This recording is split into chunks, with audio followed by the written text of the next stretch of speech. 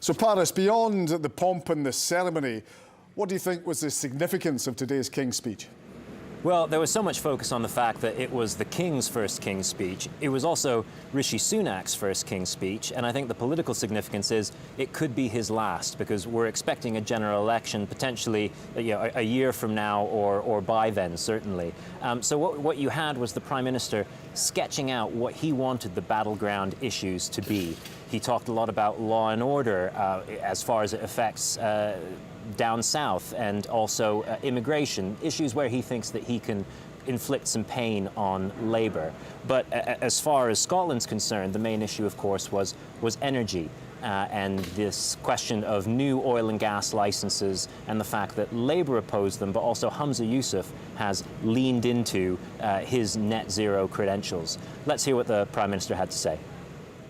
Returning to energy security, the party opposite want to ban all new oil and gas licences, risking us becoming even more dependent on Putin's Russia for our crucial supplies of energy. But what's even more absurd about their policy, Mr. Speaker, is this. The honourable gentleman isn't against oil and gas, all oil and gas. He's just against British oil and gas. And yes, Mr. Speaker, unlike the opposition, who want to pursue net zero with an ideological zeal, going even faster and further no matter what the cost or the disruption, we on this side of the House are cutting the cost of net zero for working people, saving British families £5, £10, £15,000, and that's a choice, Mr. Speaker. So that was the Prime Minister. What was Labour's response to the King's speech? Well, what was interesting about Keir Starmer's response is how little he actually referred to the content of the King's speech. His job is much easier in a sense in that he simply has to, after 13 years of Conservative government, he simply has to cast the government as being out of touch, tired, crippled by their own internal squabbles. He has a much broader narrative to paint, which I think you can see from his response that we're about to play. And it's also interesting how he was very quick to pick on the Home Secretary, Suella Braverman, who got into a bit of bother at the weekend when she suggested that rough sleeping was a lifestyle choice, and also suggested that she might use her powers to somehow clamp down on the use of tents by homeless people sleeping rough. It's a bit of a gift to Labour, because it simply, it makes it much easier to paint the fact that the Tories are looking ahead to the next leadership election in which Suella Braverman could well be a candidate.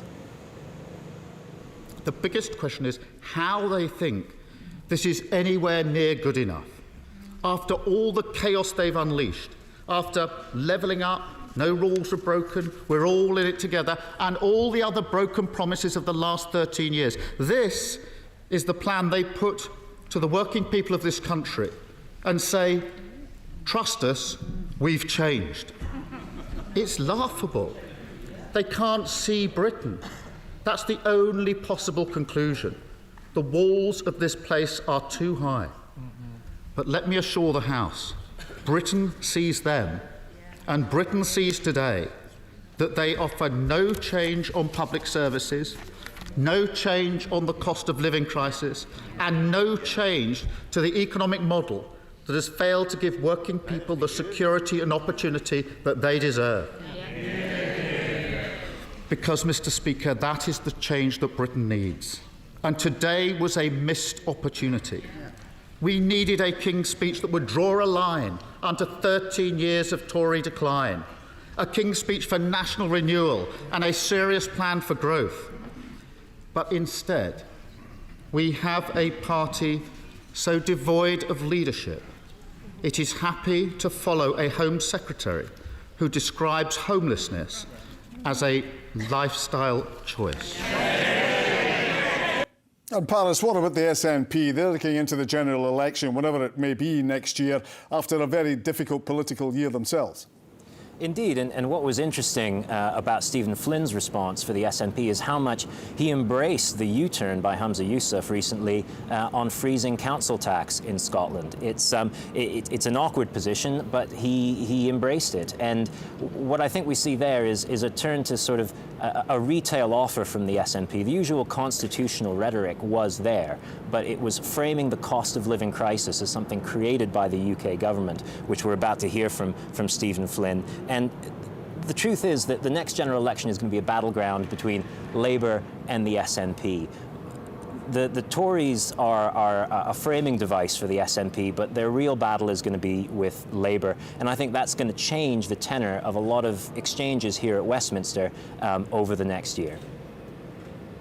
We already produce 6 times more gas than we consume, yet people can't afford to turn on their heating. In 2022, we produced enough energy, enough electricity to power all the homes in Scotland for 3.5 years, yet people can't afford to keep the lights on. Now, there was 2 things that the government could have done to support those people. What the government could have done was finally separate the cost of gas from the cost of electricity to protect consumers immediately. And the second thing they could and should have done was to reinstate the £400 energy bill rebate, because we know that people are going to be worse off this year than last. When we look at the cost of living crisis in its total, when we look at it in its entirety, it exists because of decisions taken in this place. The reason people can't afford to pay their energy bills is because decades of incompetence on energy policy from this place. The reason that people can't afford to pay their mortgage bills is because the Tories crashed the economy. The reason that people can't afford to pay their food bills is because Brexit pushed up the prices delivered by politicians in this place, Mr. Speaker.